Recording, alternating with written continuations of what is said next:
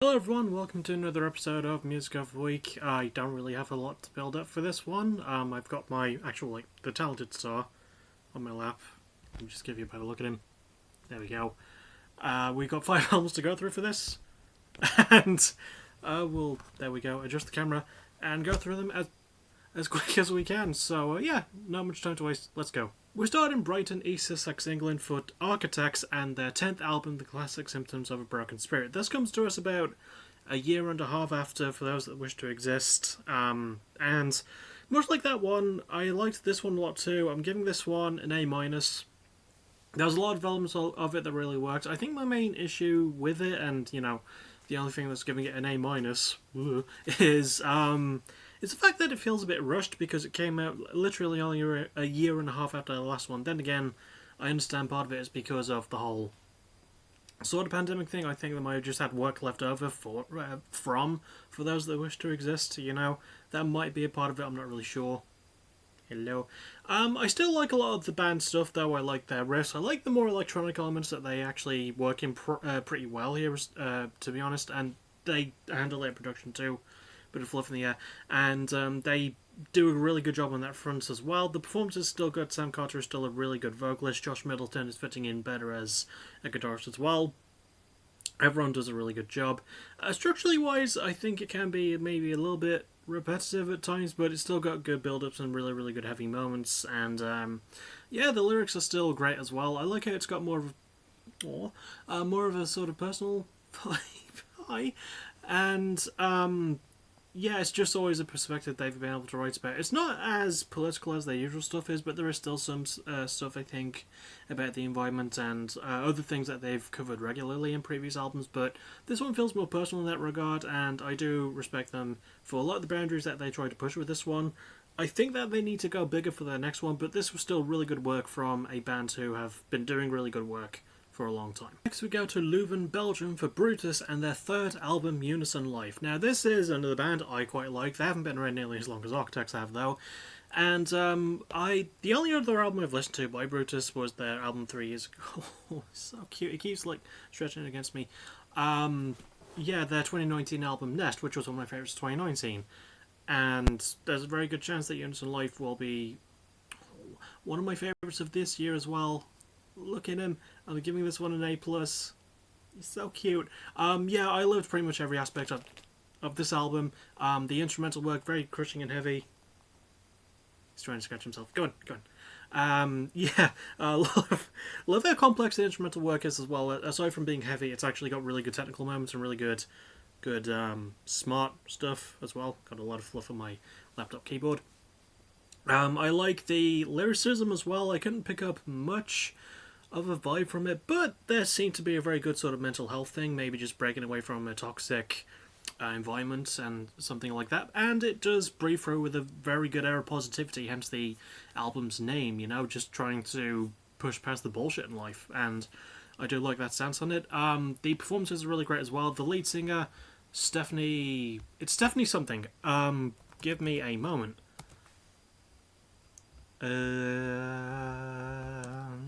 I'm still bad at this part. Give me a second. Stephanie Manette. Manette? I mean, it's a Belgian name. I don't know how to pronounce it, but she's a fantastic vocalist and still a really good drummer. Everyone else is really, really good too. Well, I'd say everyone else. There's only 2 other people. Peter Mulders and Stien van Hoegaarden. That's a very unfortunate surname. But yeah, they all do really, really great work as well. I thought I had the camera back on. I didn't, but now I do. The production's really good too. I like how fleshed out and layered and dense it feels, but it's in a really good way, and it really busts up a lot of the instrumental work, especially on terms of the guitar. And yeah, structurally wise, it's fantastic as well. It's got a very good slow burn pace, but it just builds and builds into something wonderful. And it doesn't waste any of its time either. It's always got something going for it. It always keeps you guessing. So yes, Brutus are a great band, and you should absolutely go check this one out. Hence the A+ grade I gave it. Next we go to the always fun to say Copenhagen in Denmark for Cabal and their 3rd album Magno Interitus, which I think translates to The Great Decay. Excuse My Hair. It doesn't stand for Excuse My Hair, it just stands for The Great Decay. So, this is a very new band to me. I'd never heard of them before. I caught one of their songs, like, completely by chance on YouTube, and I quite liked it. I got sort of a Teller vibe from it as well, and it fits because these are a sort of a deathcore act, but they weren't as heavy as other deathcore acts I'm familiar with. I still consider them a bit more in the metalcore vein. I'm still giving this album a B+, though. I really liked how dark this album was, and usually I'm not all for that stuff, but no, this album just had some really, really good qualities to it that I think helped. It did sort of tell a concept of abuse in a way. I couldn't really get a good feel for that, but the lyrics are all in English, which I do appreciate.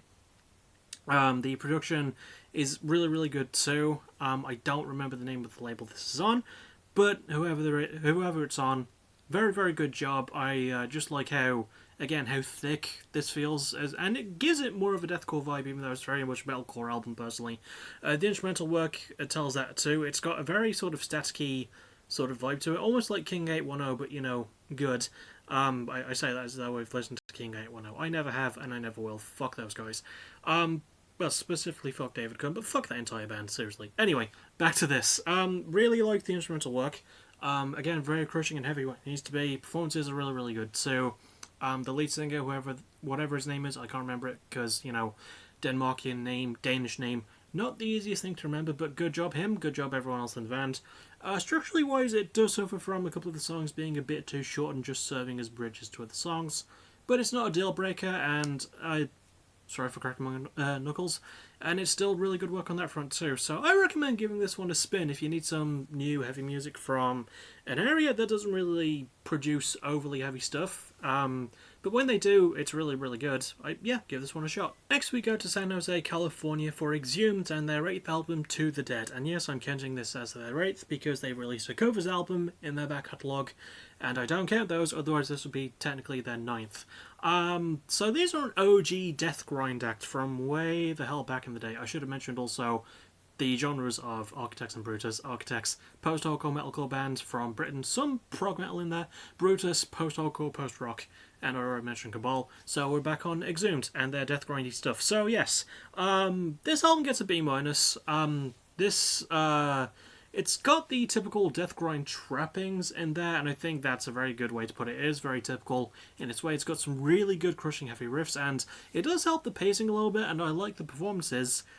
But I don't much care for the lyrics or the production. The lyrics, again, this is just every other death grind band ever just singing about detailed descriptions of gore and murdering someone and death, and it's just like, yeah, I get that it's not real. It's still very off-putting, and I don't want to fucking read it. And also the production's really, really strange. And I find it doubly strange. I think this was on actually like a pretty big label. I could be wrong about that. I'm just going to check really quick to make sure I'm correct. Relapse, which is not a bad label for a metal act, but whoever they got to produce this, because I couldn't find that information, and I did check like the other day when I was reviewing this album, whoever they got to produce this one did a really bad job. I don't know how my hair keeps going badly. I don't know how that part went wrong, but it feels so weirdly undercooked, and it doesn't really help the sound at all. It just leaves it. There's a difference between leaving something raw so that it feels more authentic and just not bothering. And the production just didn't really bother with this one, but it's got more good areas than it does bad ones, and Exhumed are, very much old school in their ways. They do need to maybe update the lyricism a bit there, because I don't want to hear about someone's brains being ripped out. Basically I just don't want the lyrics to look like the cover art, which I will be showing, but bear in mind it is it was pretty gruesome, because I would have already showed it. But yeah, just be careful if you do go and listen to this one, because you're not going to find anything new from an extreme death sort of style metal album. And finally, we go to Tulsa, Oklahoma for Outline and Colour and their 5th album, Coast is Clear. I was surprised at this being their 5th album, considering I'd never really heard of the group before. They've been around since about 2009, so yeah, they've actually been putting in quite a lot of consistent work since they first formed. And I quite like this one. I'm giving this one a B.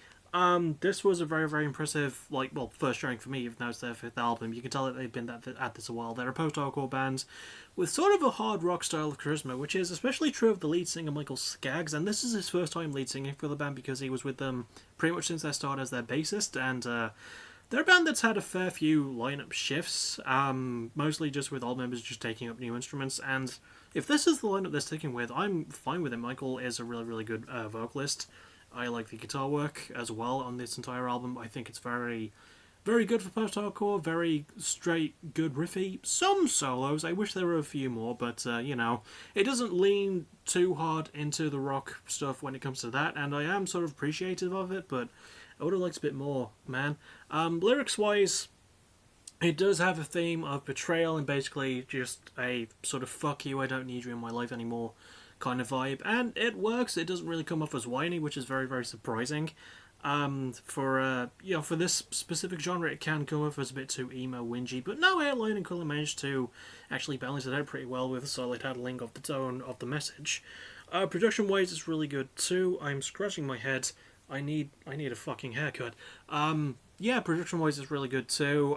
Very clean feeling production, and the producers were Hiram Hernandez and Andrew Bayless. And I know about Hiram because he's a guitarist on YouTube, and he's pretty good at what he does. So yeah, really, really good shit in that regard as well. Production's probably my favorite part about this album. Structure-wise, again, much like Exhumed and Architects albums, it feels a bit repetitive at times and doesn't really change much. Also, there's a cover of Get Free, which is never a song I really liked, so I don't know why it had to be on there. It just feels a bit forced, but for the most part, it still builds up pretty well. I like the blending of the hard rock with the post-hardcore stuff too, and I get that's a turn off for other people, but not for me. I thought it was a lot of fun, so yeah, I think this album works pretty well, and I'm very excited to see whatever these guys drop next.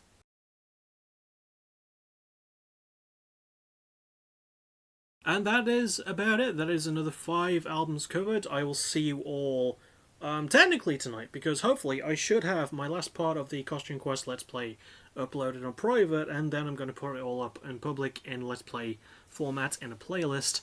And then the next thing you'll see me for will be tomorrow night, because I start my 20th Let's Play, a game that meant a lot to me when I was a much younger man.